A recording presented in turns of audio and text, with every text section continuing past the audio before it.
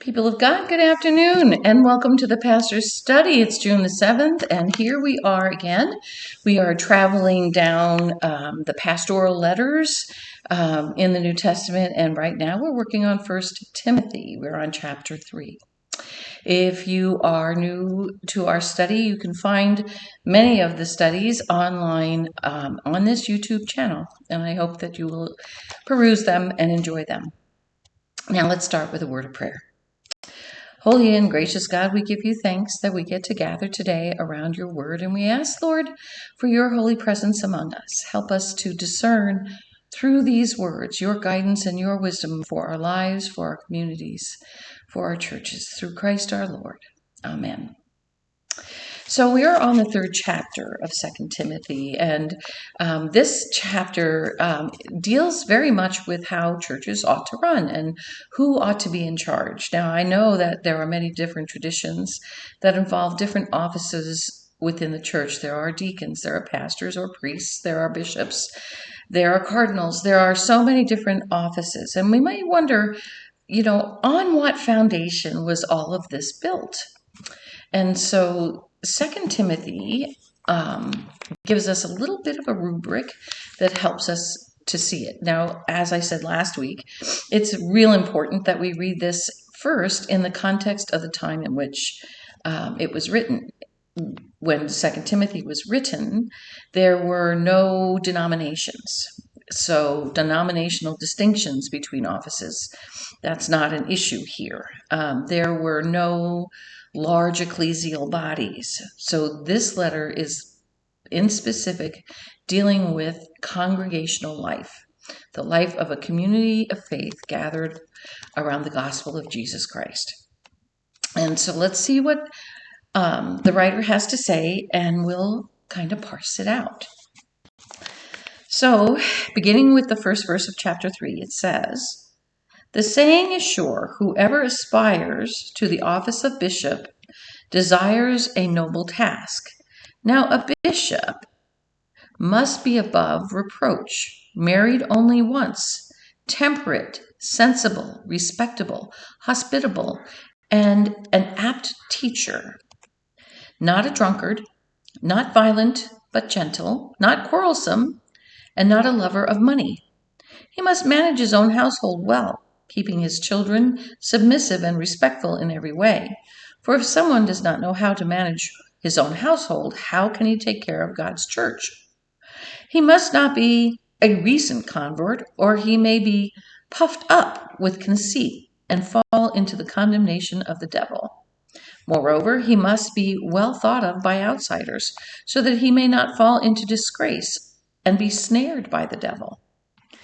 Deacons, likewise, must be serious, not double-tongued, not indulging in much wine, not greedy for money. They must hold fast to the mystery of the faith with a clear conscience, and let them be first tested. Then, if they prove themselves to be blameless, let them serve as deacons.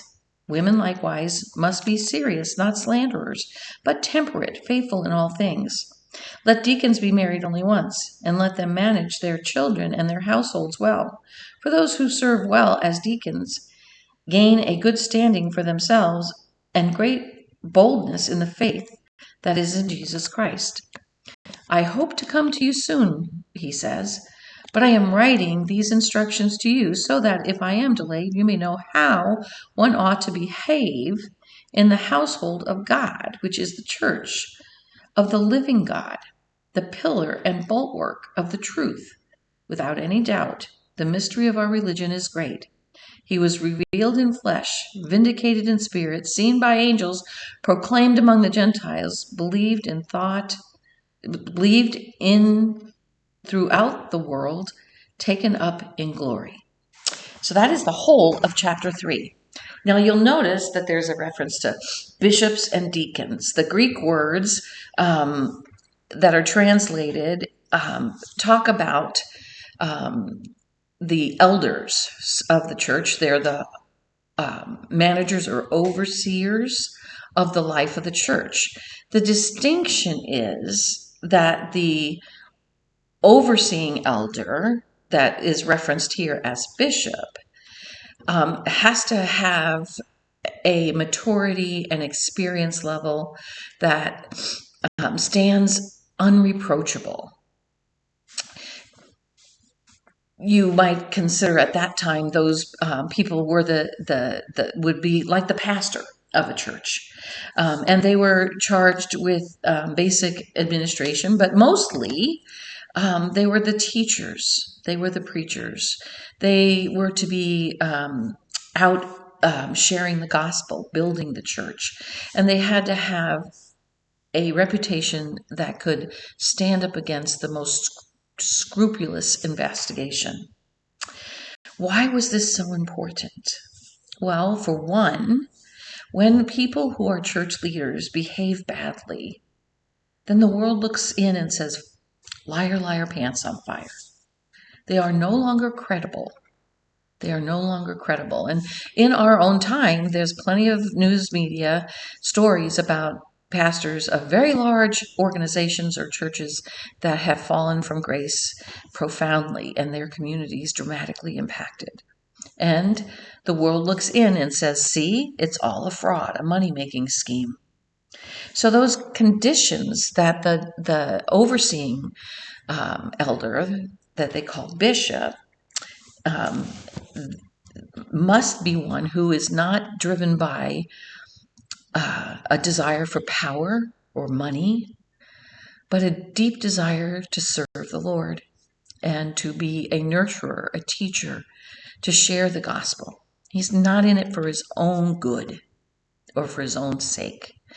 You know, I've often said anybody who wants to be a pastor in order to gain personal prowess or financial gain or power in a community is the last person in the world that should serve as a pastor.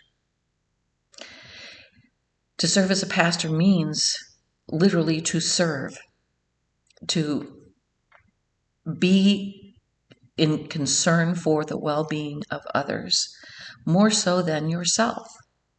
Now, yes, in our modern world, pastors need to pay the bills, without a doubt, so we have salaries.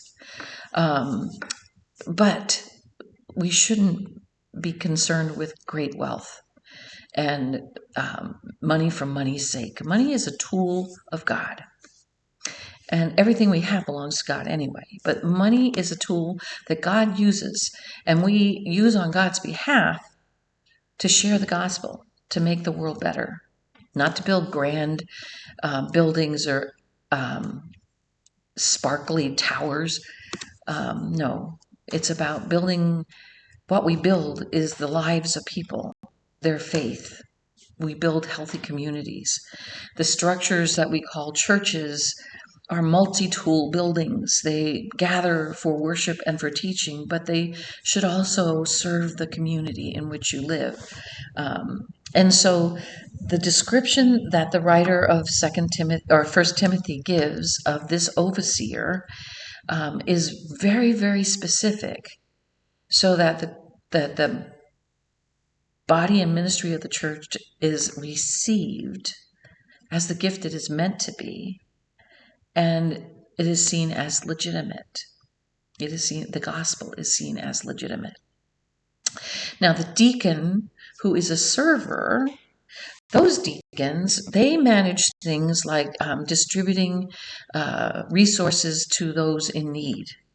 They took care of some of what some might call the grunt work, but I think is some of the greatest work, which is, taking care of the widows and the orphans, feeding the hungry, doing those service ministries that were so very vital. One of the reasons the church grew was because it made real and tangible differences in the lives of the very poor, those who were outcast, those who were not respected by society or religious communities. Within Christianity, they were held with dignity, love, and respect, as well as helped in very tangible ways.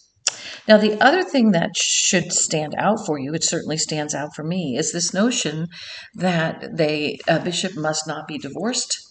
He must be the husband of one wife and manage his household well. Well, in the first century, truthfully, the women managed the household for the most part, but was always subject to the husband. That's the way the culture worked. And one of the things that was a real problem in the Roman Empire and in cities like Ephesus was that marriage fidelity wasn't a high priority. And the community was often torn apart by either divorce or just rampant disregard for the well-being of the family or the spouse, which wasn't helpful at all. And so having a high family ideal is essential in church leadership. For a very long time within the Lutheran Church, if a pastor divorced, they could no longer be a pastor. That's not the case anymore. But it is definitely frowned upon. Let's just say that. And so it does make serving more difficult if we haven't dealt with the issues that led to the divorce. In our church, we have lots and lots of folks, lots of pastors who serve very well after divorce. But do bear in mind that the goal is that the family unit is whole, healthy, and well. And so putting our energy into that is important. So we need to be able to care for our families as well as the church body. The other thing that you might notice is the notion of how the parenting was to be done. The children were to be submissive. You remember the old saying, a child should be seen and not heard. That was that was a philosophy for a long time. But in our world, we don't see our children as needing to be submissive in a negative sense. We want to raise them up to respect their elders and to respect other people of all stripes, sizes, and ages, right? We want to raise them up to have a value for truth and justice and goodness. So the idea is that in parenting, we raise our children so that they can be and all that God created them to be as good and healthy and functional citizens of their community. So being a good parent, being a loving parent, being a supportive parent, and honoring the family is certainly important for any church leader. Now, that doesn't mean that all pastors must be married or all pastors must have children. And, after about the 3rd century in the Roman Catholic Church, of course, priests no longer married. But in our Lutheran tradition and most Protestant traditions, pastors and priests do marry. But they don't have to. They don't have to. But they do need to have a healthy way of respecting family, whether it is extended family or the family of the church, and to nurture the families within the church to be whole and functional and well, to be strong guides and good models. And that's true for those who serve as the overseers. We use the word bishop in this translation, or the deacons. But isn't it true that all of us are leaders within the church in some way? All of us set an example. I like to say that whether we realize it or not, we are always teaching, each and every one of us. People are watching. Children watch the adults, and they learn more from what we do than anything we try to instruct them in. The world looks in at the church, and they either see the hands of God at work and good things, or they see when we are not living up to what it means to be followers of Jesus. And when the church sins, a lot of damage happens in terms of sharing the gospel and getting the gospel to the ends of the earth. So all of us are teachers. All of us are leaders in our own way. And so these words of wisdom, well, in their time, they made perfect sense as they were, but I think easily adaptable to our time when we look at the ideals that they sought to uphold. So until next time, may God bless you and keep you. May the Lord's face shine brightly upon you, and may the Lord look upon you with favor and grant you peace.